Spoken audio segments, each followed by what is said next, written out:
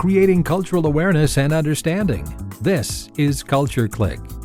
Culture Clique is written and produced by KQAL FM on the campus of Winona State University. The changing of the seasons creates change in many aspects of our lives. Days get shorter, temperatures fall, and we even set our clocks back an hour. The ancient practice of Ayurveda helps you to navigate these changes in a healthy way. Today on Culture Clique, we talk to certified Ayurvedic yoga specialist Mollee Sheehan. Mollee is leading some workshops in the next few weeks to help you transition through the seasons in a way that is good for you. There is an Ayurvedic Seasonal Selfcare workshop designed for beginners on Friday, October 4th, and then there is a 7-day guided Ayurvedic Cleanse that starts Tuesday, October 8th at Muddy Waters Yoga Studio. I'm Bill Stoneberg with certified Ayurvedic yoga specialist Mollee Sheehan on Culture Clique. Thanks so much for being on the show today, Mollee. Thank you for having me. And first, you have a workshop coming up. It starts October 8th, and it's kind of a 2-week program, right? How does the workshop work? It's a cleanse workshop. Kind of give us an overview of how that works. Okay, I'll start maybe just mentioning, in case folks don't know what Ayurveda is. Right. Yeah. So Ayurveda is a Sanskrit word, and it means the science of life, or the knowledge of life. So it's a 5,000-year-old system of practices to support self-healing and wellness. Okay. And then, so like a cleanse workshop, does that involve a special diet, or, what are we going to encounter if we go to the workshop? Yeah, so Ayurveda is revolved around the elements. So if you think of the elements that you find in nature, like earth, water, fire, air, ether, and determining what your own makeup is of those elements, and then balancing them out. So each person has their own, what's known as dosha, which is their own characteristics, it's almost like a personality type, body type. Your constitution is another word for it. So each of us has our own ways, and so there are different types of people, like the, categories, I guess you might say? Right. There's sort of these primary sets of, they call them constitutions or doshas. There's basically types of people, and they're around the elements. So one is pronounced vata, and that is a person who has primarily a predominance of ether-air qualities. And if you think of ether-air, when those folks are in balance, they're creative, they're spontaneous, they're friendly, energetic, enthusiastic, adaptable. And when they go out of balance, they can tend to present as anxious or fearful or lacking focus, restless, insomnia, getting disorganized, or maybe even checked out. You think of the word spacey. So that's one type. The other is pitta, and that's people with a lot of fire in their personality and their constitution and their makeup. And if you think of the positive qualities of a fire personality, it's, radiance, it's confidence. They are, good task-oriented people. They get things done. They're often leaders. They're motivational, passionate. And when that same fire, though, is imbalanced, that can mean that they're irritable or quick to temper. They can always be right. They can be stubborn or critical or snappy, judgmental, and are subject to burnout. That same thing that could be a positive work ethic could turn into overwork. And even think of the term burnout has fire in it. So the third is kapha, and that's associated with a predominant quality of earth. And you even think of the word earthy person. And that usually means kind of nurturing, mellow, and grounded. And you think of the qualities of earth as stable. They're the person who might be described as a rock in your life, who you can call at 3 a.m. They'll be there. If you think of that stability of earth, when it goes out of balance, stability can turn into stagnation and get in ruts and... Yes, or, maybe be a little lethargic or stuck in patterns. And they don't move as easily. And depending on if that's in balance or out of balance, it can look differently. So what we're trying to do with the cleanse is to really balance yourself so that the positive attributes, your positive qualities shine through, and kind of mitigating or, helping kind of quell the characteristics that shine through when you're out of balance. Right. So you're kind of bringing all the gifts of your type, or the gifts of your constitution into your life, and experiencing them in your, internal state of mental, emotional, and physical well-being. Okay. So really it's about getting your qualities all in balance and kind of shined up, so to speak. So they sparkle, I guess a friend of mine would say. Yeah, and we all sparkle in different ways, which is super cool. Like that way we're really, bringing our unique contributions. The cleanse is designed to help balance how we go out of balance. If you think of any of us under stress, it might look different. Right. Someone might end up becoming really scattered and spacey. Someone else might feel depressed. Someone else might end up kind of getting hot-headed and irritable. So we all have our ways of going out of balance. And in Ayurveda, there's a personalized way of eating, a personalized way of lifestyle practices. Right. So that are designed to balance your individual constitution. Okay. So is part of it kind of like exploring and finding out that personal constitution, like, what your elements are made up of? Or?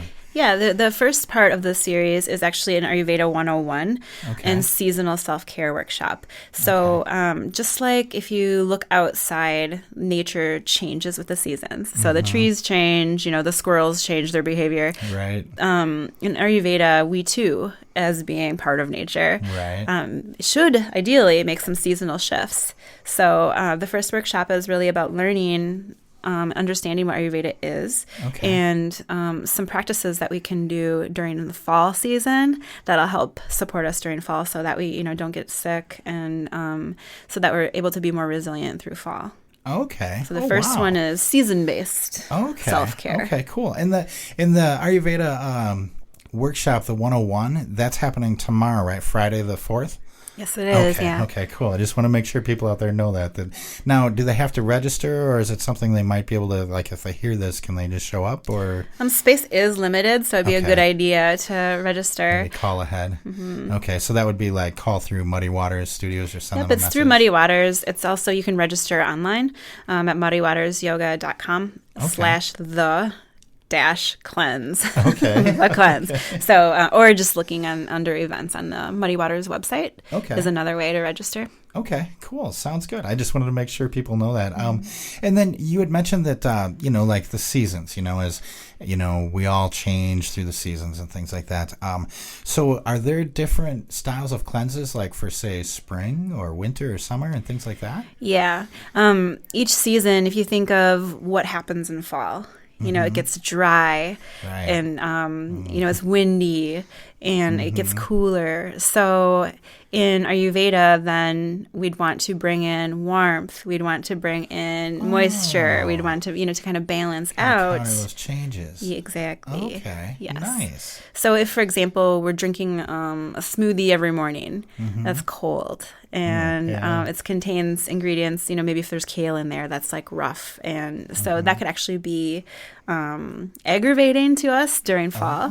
Whereas maybe in spring or summer, that might be a better option. So we can shift our diet choices, as well as, our lifestyle. When we go to bed, what type of exercise we choose to do.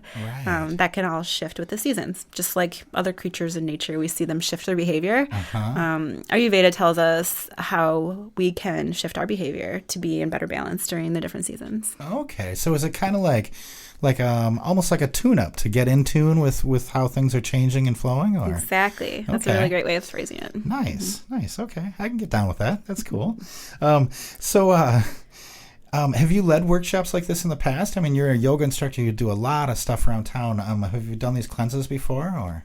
Yeah, we've done the fall cleanse before at Muddy Waters, and we've also done a spring cleanse, which, of course, has its own characteristics and is different from the fall one. But in Ayurveda, too, cleansing seasonally is a good chance, an opportunity to look at your lifestyle, check in with yourself and see how you're doing, and make some decisions about lifestyle shifts you can do to help bring you closer to balance. Okay. So every year, every season, it's a good opportunity to reevaluate and assess so that you're evolving along with yourself and you're continually moving towards better resilience, better vitality, depending on where you're at in life, too. Oh, okay. So I suppose like 10 years ago, the way the seasons affected me might be different than the way I respond to them now. So you have to adjust? That's exactly right. Okay. So in Ayurveda, every year has kind of characteristics and the seasons. Oh, okay. Every person has their own individual characteristics, right. and every lifespan has its seasons as well. So what's healthy and good for someone in their 20s might not be the same recommendations for someone who's in their 50s or someone late in life or even a teenager. Okay. So it's very individualized based on the person, the stage of life they're in, and the season. So it's looking at all those factors and determining kind of customized and personalized recommendations. Okay. So then, like at the workshop, how would one sort of find out, how they react to the changes of the seasons and things like that? I mean, do you help them along? Is there like a questionnaire they fill out? I mean, like how do you go about examining yourself like that? Right. So the seasonal workshop has sort of the general, since we're all living in the same climate in the same season, there's certain influences that will be acting upon us all. So there's certain things we can do just to kind of thrive during autumn. The second in the series, the cleanse, is really looking at your individual constitution. Okay. And there's an assessment, and you it's like a quiz that you take, and you learn what's most out of balance right now for you, and then what that will help inform what are the best recommendations to help bring you back into balance. Okay, cool. It sounds like this is a lot more quotes for all of you out there listening, but it's diets and things. But it sounds like this is a much more like a holistic way of looking at how the seasons change and things affect you, right? It's not just diet, right? Right. And what I love about the Ayurveda cleanse is it really relies on the body's intelligence and the individual unique needs. Okay. And it's food-based, so it's not like, okay, you're going to drink water for 3 days or, just juice for a day. Right. It's really looking at supporting you so that your body has a chance to heal, and it's incredibly supportive and very sound. There's no things that are going to put your body into shock. It's gentle in that way. Okay. Where it's not like it can be challenging for people in the sense that it might be very different from how they're currently existing. Sure. Yeah. And one thing I love about Ayurveda too is its holistic nature, in that it looks not just at what you're eating, but it looks at the whole concept of ingestion. What are you ingesting? So that might mean, maybe you're watching a series on Netflix that's like horror, or it's really stressful and suspenseful. Sure. And maybe you have some relationships that are also very stressful, and then you have a work life that's very stressful. So you suddenly have all these variables that are kind of adding up in totality and, taking their toll on you. So what's in your power to control, and how can you maybe bring in some more calming activities? Okay. Or if maybe on the opposite end, you've been a lot, kind of sedentary. And so how can you bring some stimulation in and some activity in? And so it's really kind of meeting you where you're at and helping inform some positive things you can do. Okay. Oh, nice. I like that. So, and I heard you mention body intelligence, and I was wondering about that when I was reading, about the event and the cleanse series. What is body intelligence? What is that? So we each have our own, wisdom, and what I like too is that, if you think of some of the other cleanses or diets that are trendy, there's sort of a one size fits all. Like everyone everyone should be eating, fill in the blank, Right. keto or whatever. Yep. And is that truly good for everyone Yeah. and at every age, at every time? So this is really looking at what's good for you. And like we each have our own unique signature. Okay. And listening to this, Ayurveda really challenges us to listen and to tune in and to be responsive to what's true for us. Okay, cool. So it's really individualized. I didn't realize that going into this. I thought, a cleanse thing, it's different, and then I thought, it looks real holistic. And then, but that's really cool that it's individualized, for you. So what is the timing? Is there significance in the timing, like doing the fall cleanse right now, or whenever you have the spring cleanse? Like, is there specific times that work best for this, or? Yeah. In Ayurveda, the season changes are known kind of as glitches, where we're most susceptible to going out of balance. Okay. So kind of getting it as close to when the season starts to feel like it's changing. Okay, sure. And so typically that's shortly after the official, fall. It's still warm out. Right. So look, once it starts getting cool and the leaves start changing, that's really when it's best to address the seasonal changes with a cleanse. Okay. So basically when you can feel that change happening, that's when you better kind of reassess and figure out where you're at, right? Yeah, it's a signal, just like it's signaling to, the leaves start changing. It's the same signals. It's like following the flow and the rhythm of nature. Cool. I like that. Following the flow. Nice. So, and then there were benefits listed as well online, like benefits for internal systems and digestion, things like that. How do you go about doing that? Like, how do you go about deciding, like, as far as foods, for example, how you go about deciding which foods would be helpful for you or which ones would hurt and things like that? Yeah, there's foods that are really easily digestible. Okay. And then there's like spices that have different impacts on digestion. And there's even like temperature. So if you think of the custom in America, if we were at a restaurant right now, one of the first things that happens is the server comes around with glasses of ice water. Right. If you think of the effect of ice water when you drink it, cold can actually constrict, it's a vasoconstrictor. Right. It can inhibit the enzymes in the stomach. So it's actually not awesome when you're about to bring food into the stomach to kind of freeze out the stomach. Right. So in Ayurveda, it looks at kind of kindling your digestive fire so that it's robust and able to easily digest and assimilate. Okay. So we look at foods that support digestion, foods that are easily digestible, and then different like beverages and spices that can help assist with digestion.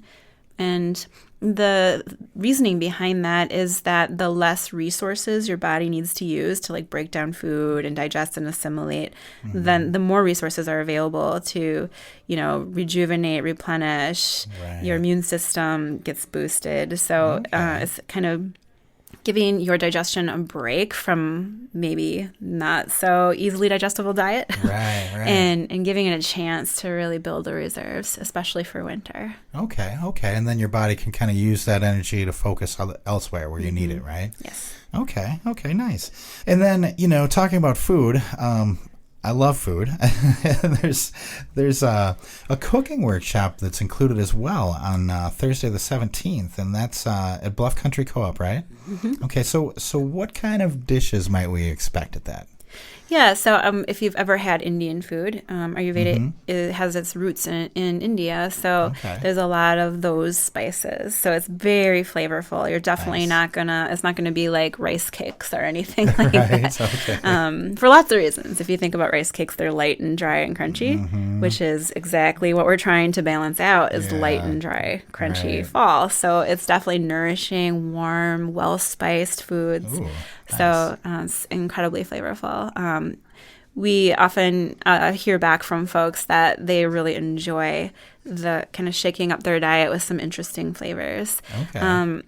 The other thing about Ayurveda to note is that enjoyment of food is a critical part of digestion. Ooh. So you only eat what you enjoy. If there's something that you don't like, then you don't have to eat it because then it kind of defeats the purpose and it ceases to be nourishing to your whole being. Oh, okay. So enjoyment and taste and flavor is all part of it. Okay. I didn't know it was so involved with the food like that. That's really cool. And then there's also a closing reflection. So how does that work? Like the cleanse lasts from the 15th through the 21st, right? So that's when you're kind of doing the cleanse, making these changes, correct?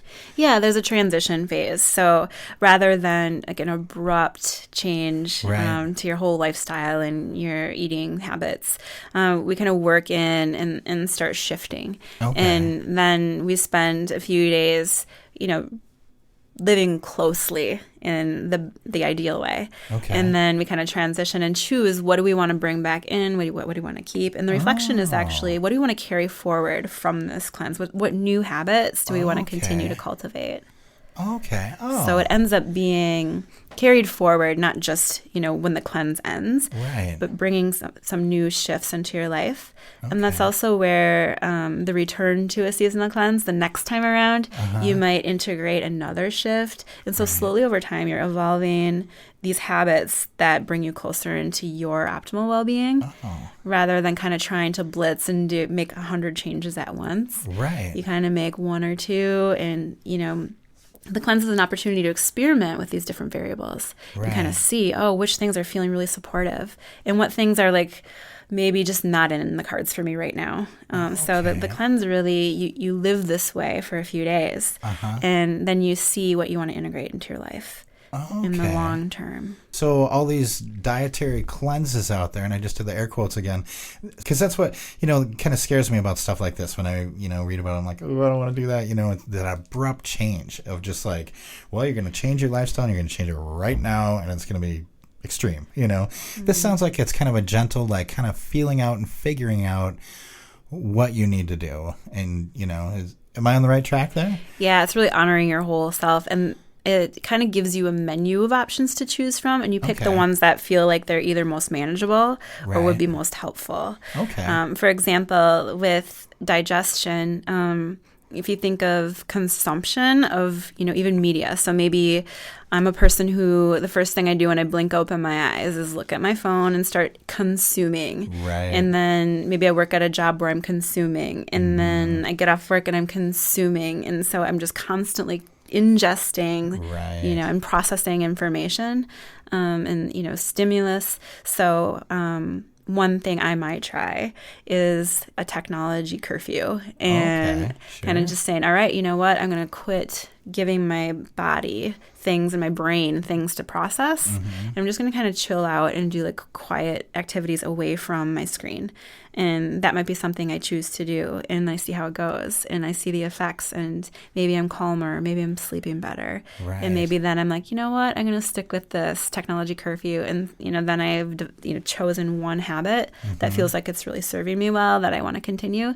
And then suddenly I don't have to work at it anymore because, I'm doing it over time. You practice it. And And then next fall or next spring when there's a seasonal cleanse, I'll be like, all right, what do I want to try this time that I feel would be supportive or helpful, or maybe it's accessible. Like, I can do that. It doesn't feel like it's extreme. Right. Like it would be an unreasonable expectation to try to set yourself up to maybe try something that's very far away from how you're currently living. Okay. So then, like someone like me who doesn't know much about this, and sometimes change seems scary to people, things.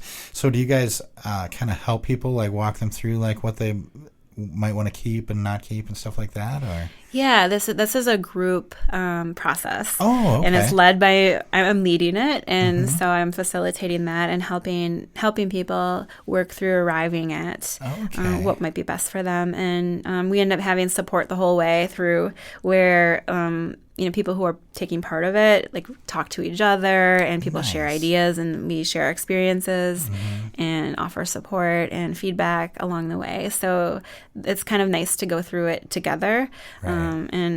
And have other folks who are, sharing your experiences with you and can help offer, how they're doing with it. Right. Okay, cool. It's kind of fun that way. So it's like a group effort, kind of. It is. It's like an experiment for most people, because I would say that most are similar to you in that Ayurveda is something they hadn't heard of, or some of these concepts might be new. So it's kind of like a we're all in it together thing, and it's an experiment that we get to participate in together. Oh, I like that. And then if you do participate in this series, I did did see that there's a private Facebook group, so you'll be able to communicate with other people in the group outside of the classes too then, right? Yeah, I'm really nurture that group during the cleanse so that and people do form connections on there too. I was just going to say, it sounds like, I mean, this is it's not like those other dietary cleanses. This is a holistic thing about your whole being, but it also connects you with other people. I like that. I like to describe it as it feels like a user's manual I never had. Ayurveda does. It feels like, there is, if you think of a user's manual, it's like how to best optimally use this thing, how to care for it, whatever this thing is. And like it took out all that experimentation and questioning, like, is this right for me or not? Like it felt like I finally discovered the user's manual for being the human being that I am. And it's been really nice. I also like that it's really intuitive and makes sense. Like as you learn it, you're like, oh my gosh, of course. Like even the seasons change. So why don't we change with it? Oh yes, of course. So it's really intuitive and not hard to grasp. It makes a lot of sense. I think I have a lot of trust in it too because it's ancient and it's been around for thousands and thousands and thousands of years. Right. And it was designed by people who had humans' best interest in mind. Right. Unlike today where there's people are trying to make money. This isn't money motivated, and it still exists as like the primary healthcare system of India. So it's taken, and a whole entire country follows this. Yeah. It has levels too of healthcare. It's a whole healthcare system as well. So I think I find a lot of comfort in the fact that it evolved with human wellness in mind, and it stood the test of thousands of years, so we kind of know the long-term effects. I think that's one thing that's always made me feel cautious of other modern philosophies around eating is even just having followed some of that for several years, what one diet is will later, several years down the road be determined to be detrimental in the long term. I've had family members who've had kidney failure because they followed something in the 80s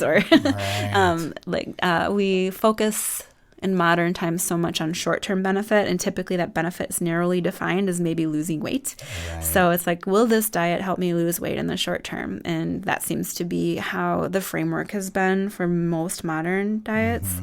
This is really looking at vitality, longevity, sustainability, and it has a thousands-year track record. And its motivations are really pure. So I think those are some of the reasons why I gravitated towards it in the first place and feel really confident in living this lifestyle because it feels like it's really aligned with natural rhythms of nature, and it makes a lot of sense, and all those reasons for motivating me to learn more about it. I trust it. There you go. Trust it. I like that. And I like the fact that you said it's been around for so long that we know the effects. I never looked at it that way, thousands of years, so if there were adverse effects, we would have seen them. So I like that. It's trusted. It is. If you even think of the low fat craze, the country didn't get any less. The obesity crisis did not go away. It got worse. So clearly, what was being peddled as the way to live then actually had a lot of negative effects and didn't have the intended outcome over time. So watching some of these things over time, they don't stand the test of time, where Ayurveda has stood the test of time, not just my lifetime, but thousands of years. So there's a lot of data. there's a lot to look back on. Cool. So if anyone of you out there listening and thinking about this, it's not scary. It's you're gonna have help. You like Mollee said, you're all in it together. So it's the buddy system, kind of, right? It's the buddy system. Cool. I like that. Well, I've been talking to Mollee Sheehan. She's a certified Ayurvedic yoga specialist and also a yoga instructor here in town at several different studios. And we're talking about a series, the Ayurvedic series that's happening, and it's going to be happening at Muddy Waters Yoga Studio. And the first event kicks off tomorrow, Friday, October 4th, correct? And then the Cleanse series kicks off October 8th, right? Correct. Okay, great. Well, thank you so much for being with us today, Mollee. Thank you for having me. Thanks again to Mollee Sheehan for joining us today on Culture Clique. For more information on the workshops, go to muddywatersyoga.com or search Muddy Waters Yoga Studio on Facebook and check out their events page. To keep up on all things Winona and the surrounding area, tune into Culture Clique Thursdays at 12:30 right here on 89.5 KQAL. I'm Bill Stoneberg, and we've just heard from certified Ayurvedic yoga specialist Mollee Sheehan on Culture Clique. Creating cultural awareness and understanding. You've been listening to Culture Clique. Support for Culture Clique is made possible by the Minnesota Arts and Cultural Heritage Fund. Culture Clique is produced by KQAL-FM on the campus of Winona State University. For more information, look us up on the web at kqal.org. And thanks for listening to Culture Clique.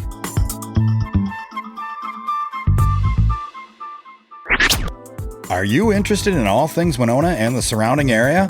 Find podcasts of Culture Clique and all your favorite KQAL shows at kqal.org. Culture Clique is made possible by a grant from the Minnesota Arts and Cultural Heritage Fund.